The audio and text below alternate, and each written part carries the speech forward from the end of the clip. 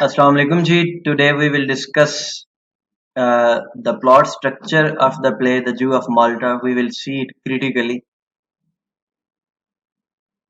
So, before heading towards the plot of the play, we will see what is plot. What is the definition of plot? A logical arrangement of events in a story is called plot, and this arrangement is the main thing which matters to a story. Plot ही किसी story को great या एक common story बनाता है। Plot की वजह से यह शेक्सपियर की सबसे बड़ी आर्टिस्ट्री ये थी कि he was master of plots. तो ग्रेटनेस डिपेंड करती है स्किलफुली मैनेजमेंट जो इवेंट्स की होती है उसी पे। जो ग्रेट राइटर होता है यही तो उसकी स्पेशलिटी होती है। तो स्टोरी और प्लॉट दो मुख्तलिफ चीजें हैं। Plot is in fact part of the story. Story के अंदर जो इवेंट्स हैं उनको किस तरह से रिवील करना है, उसके इवेंट्स की जो तरतीब होती है उसको प्लॉट कहा जाता है। फॉर एग्जाम्पल इडिपस रेक्स है, तो स्टोरी तो इडिपस रेक्स की स्टार्ट हो रही है। उसमें अगर क्रोनोलॉजिकली देखा जाए तो फर्स्ट इवेंट तो उसमें किंग लायस जो है वो जब व्हेन ही किल्स इडिपस वो फर्स्ट इवेंट बनता है।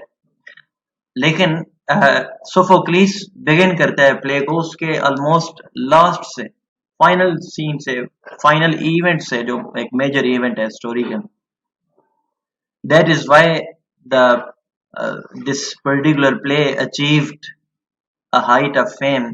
Even Aristotle calls this play perfect in sense of a good plot. तो जब हम मार्लो के प्लॉट को देखते हैं या मार्लो के जो प्लेस हैं और स्पेशली पर्टिकुलरली जू ऑफ माल्टा को, तो इसके प्लॉट्स टिपिकली मार्लोवियन प्लॉट्स हैं। मार्लोवियन ट्रेजेडी की तरह इसके प्लॉट्स भी जो एक specially they have a uniqueness. तो high level of artistry achieve किया है मार्लो ने इसमें। एक as a whole Jew of Malta को अगर देखा जाए तो ये एक आर्टिस्टिक होल है। It is an organic whole. All the events are connected to each other. So exceedingly serious flaw नहीं है इसमें, कोई मेजर फ्लॉ नहीं है जिसकी वजह से कहा जाए कि ये एक अच्छा प्ले नहीं है। माइनर फ्लॉज हैं लेकिन वो कवर हो जाते हैं एक जो ओवरऑल मेन प्लॉट्स को जिस तरह से डील किया है मार्लो ने, तो माइनर फ्लॉज कवर हो जाते हैं। तो एक इंफीरियर प्लॉट ये बिल्कुल भी नहीं है एज अ होल अगर इसको देखा जाए। बिग इवेंट्स जो हैं इसके वो लॉजिकली कनेक्टेड हैं और यही एक गुड प्लॉट की कैरेक्टरिस्टिक होती है according to Aristotle.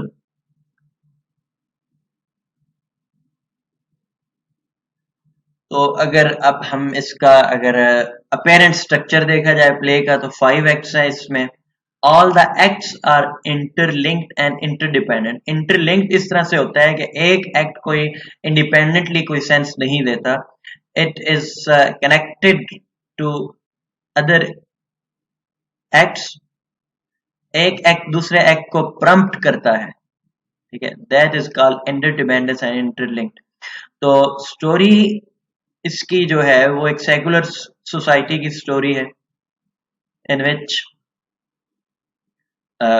conventional morality is losing its roots, its influence। और जो एक्शन है प्ले का वो 2 लेवल्स पे है। एक बैराबस की पर्सनल स्टोरी रिवील है हो रही है, और एक जो पॉलिटिकल अफेयर चल रहा है, एक कन्फ्लिक्ट है माल्टा और टर्क्स के दरमियान, वो रिवील हो रहा है। These are 2 levels और ये दोनों भी इंटरकनेक्टेड है। बैराबस की थ्रू माल्टा और टर्क्स का, उसमें बैराबस के प्लॉट का रोल है, और जो टर्क्स और मल माल्टीज का जो उनका जो एक कन्फ्लिक्ट है, उसमें बैराबस की वो जो वेल्थ है उसका रोल है, जो ट्रिब्यूट उन्होंने लेना है। Both even these from this point of view both the levels are interconnected.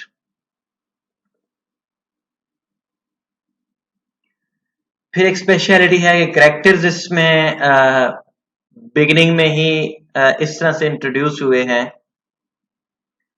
कि फर्स्ट ऑफ ऑल तो अगर हम उसका जो प्रोलॉग है मेकियावेली और मेन कैरेक्टर्स का, उसके through the audience is before handedly made ready mentally to expect something unusual.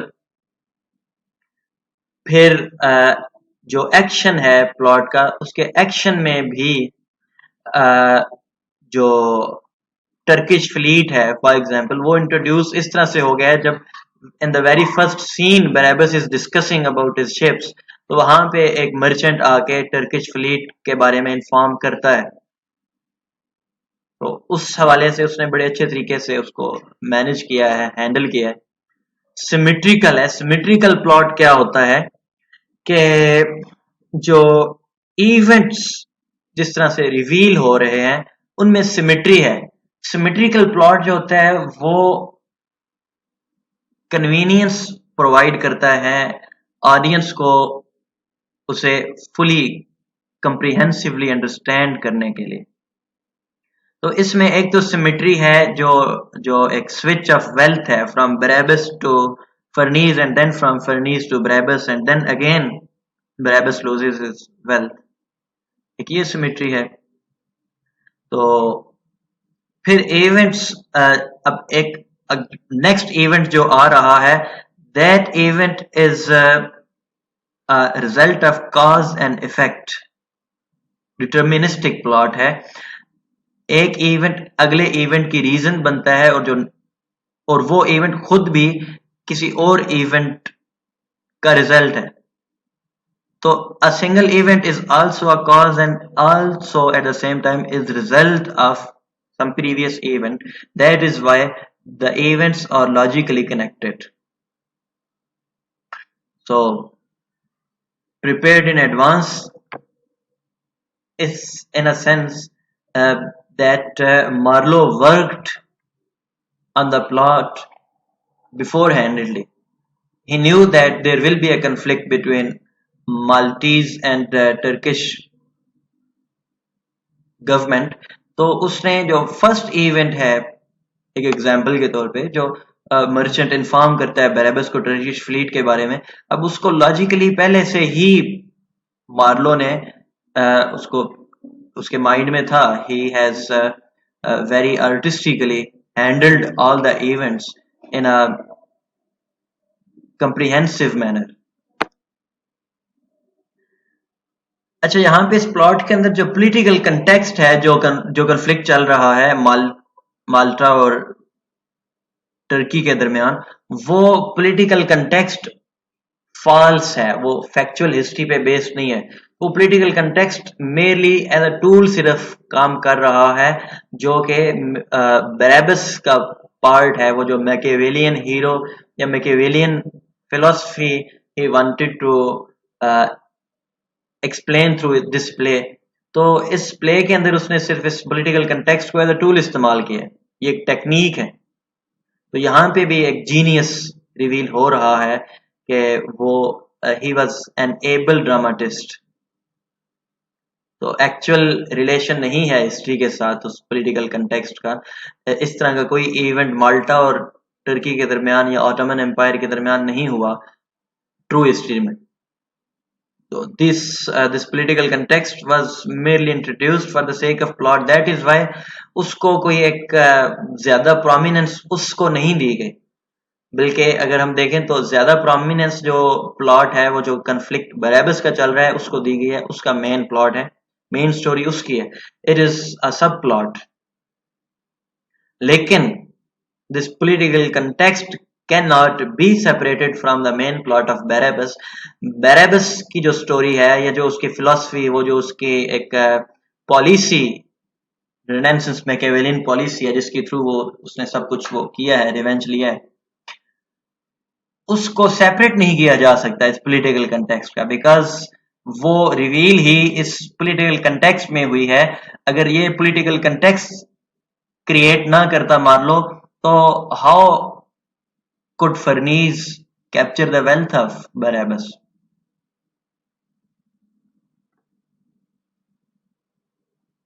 तो ये माल्टा है, हिस्टोरिकल कंटेक्स्ट की बात हो रही थी। तो you can see it on the map. It is in Mediterranean sea, इसके चारों तरफ मेडिटेरेनियन सी है। एक साइड पे एशिया है and there is Europe on the other side. Italy के बिल्कुल साथ है और टर्की माल्टा से बहुत ज्यादा दूर है।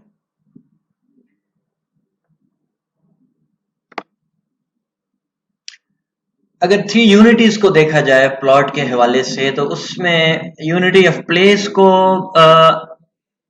on a greater level observe किया गया है, because Malta overall is a small island और सारा जो एक्शन है it takes place in Malta और कुछ पर्टिकुलर प्लेसेस ही हैं, for example the house of Barabas and king's palace.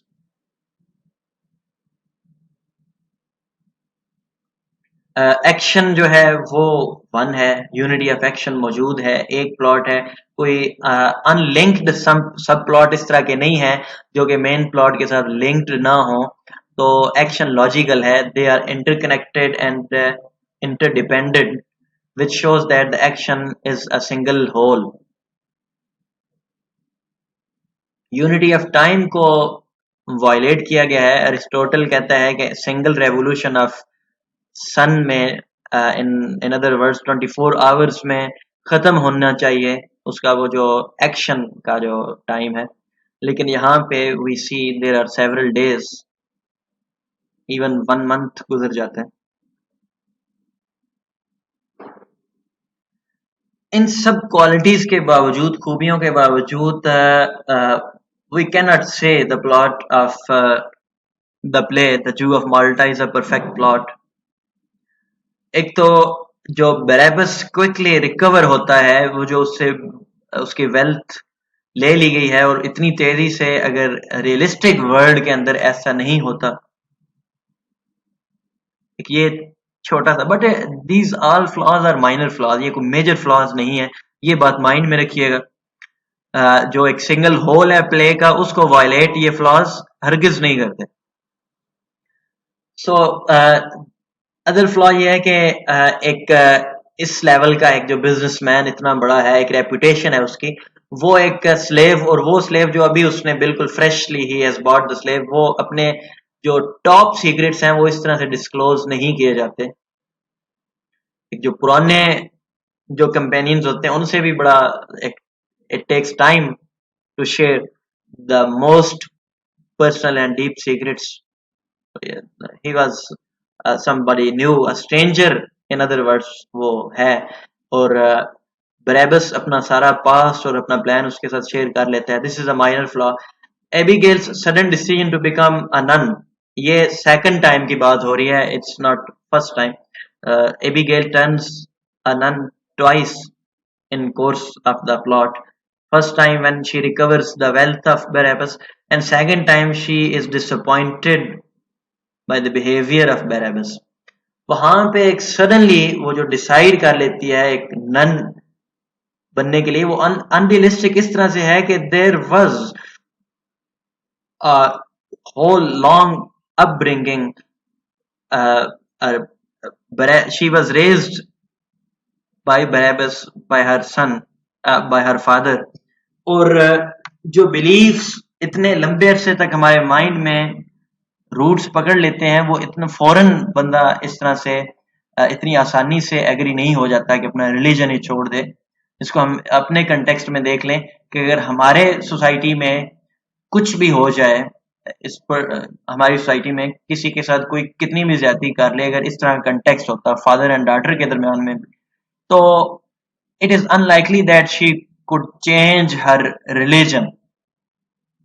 ये इस्लाम को वो नहीं छोड़ेगी, और इतनी जल्दी तो एक अनरियलिस्टिक है। फिर असाइड्स जो बराबस की हैं वो एक्सेसिव हैं और लेंथी हैं। असाइड्स का जो पर्पस बेसिकली होता है, it's a kind of dialogue.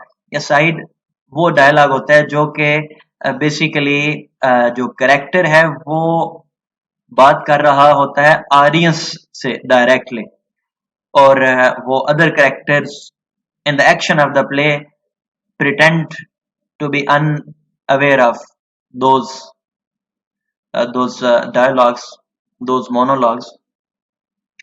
तो यहाँ पर बहुत ज्यादा लेंथी हैं, लाउड असाइड्स हैं, जो कि एक उसमें एक फ्लॉ है। फिर स्ट्रेंजनेस ऑफ प्रोपोर्शंस है।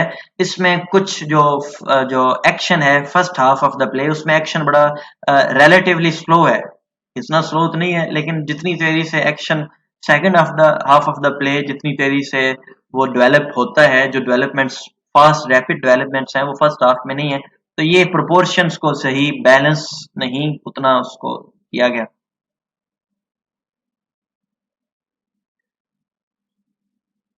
So we can conclude that action of the play is complete as a whole on a macro level, irrespective of faults। और वो faults उसके ऑर्गेनिक होल को वायलेट हरगिज नहीं करते। और अगर छोटे बहुत फ्लॉज हैं भी, तो वो मार्लो ने कवर किए हैं अपनी आर्टिस्टिक लैंग्वेज की वजह से, अपने पावरफुल एक्सप्रेशन की वजह से, सीरियस ब्यूटीफुल लैंग्वेज की वजह से। ठीक है, तो वो फ्लॉज फ्लॉज नहीं फिर रहते। That is why it's a higher level of plot. Minor छोटे लो लेवल ऑफ प्लॉट नहीं है ये हरगिज। वेल जस्टिफाइड डिजाइन है इसका, जो प्ले का है।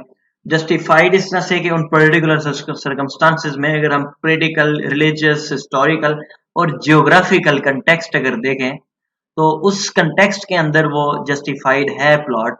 कैसे कि जूस के साथ रियल में, हाँ ये एक इम्पॉर्टेंट पॉइंट है कि although the political context was not real, लेकिन जो फैक्ट है, जो बिहेवियर उस टाइम क्रिश्चियंस का पर्टिकुलरली जूस के साथ था, वो बिल्कुल ऐसा ही था। It was cruel behaviour. Jews were exploited. They were not allowed to buy property. They were not allowed to wear cap. They were not allowed to ride a horse। Even उनको वो main city में उनको रहने की भी इजाजत नहीं थी। बराबस की इस हवाले से इसलिए थोड़ा सा डिफरेंस है कि he is the most rich person on island. तकरीबन जो है पूरे आइलैंड की वेल्थ एक साइड पे और बराबस की वेल्थ एक साइड, शायद उससे भी ज्यादा ही हो। तो एक ये वजह है बराबस की उस इन्फ्लुएंस की, और वो भी उसके अगेंस्ट भी ग्रज है फर्नीज का, और उस पे हाथ सिर्फ गवर्नर ही डाल सकता था, इतना पावरफुल है बराबस। और हम देखते हैं कि even Barabas proves himself even stronger than the governor of the island, the ruler of the island। सो उस कंटेक्स्ट के अंदर बहुत ही अच्छी तरह से जस्टिफाई किया गया है। हाँ, उसकी जो बराबस का इन्फ्लुएंस है, उसको जो फिर बराबस का जो एक जो एक्शन है वो लॉजिकल इस तरह से है कि he has the influence equal to Ferneze. एक आम बंदा हो ना, एक कॉमन मैन जो इतना इन्फ्लुएंशियल ना हो, वो अनलाइकली है, वो अनरियलिस्टिक हो सकता था कि he could not take revenge at this height। But Barabas अपनी एक तो श्रूटनेस, अपनी इंटेलिजेंस की वजह से, फिर अपने इन्फ्लुएंस की वजह से, अपनी दौलत की वजह से, all these variables contribute in the action of the play as a whole, and particularly succeeding our protagonist, the central character Barabbas। And अगर इवेंट्स को देखा जाए तो this plot is a well knit plot. Well knit plot means The events are very beautifully related to each other. Events related है यहाँ पे, वो जो हमने वायलेशन ऑफ प्रोपोर्शन पढ़ी है, वो जो प्रॉपर बैलेंस प्रोपोर्शंस नहीं है, वो प्रोपोर्शंस का मतलब ये है कि जो किसी इवेंट को ज्यादा टाइम दे दिया है, कोई इवेंट जरा रैपिडली ज्यादा फास्ट रिवील हो रहा है जो कि जरा नेचुरल नहीं लगता, और कोई इवेंट्स जो है वो स्लो है as compare to the other. ये फॉल्ट है, जरा माइनर है। बहरहाल, the events are logically connected. As a whole, we may conclude that the plot is a good and organic whole plot. It is artistically managed by a master playwright, Christopher Marlowe. And it was Christopher Marlowe who paved way for Shakespeare. Shakespeare के बहुत से pledge हैं जिनके plots उसने बोरो किए हैं Christopher Marlowe से ही। So this was our today's topic. Thank you so much.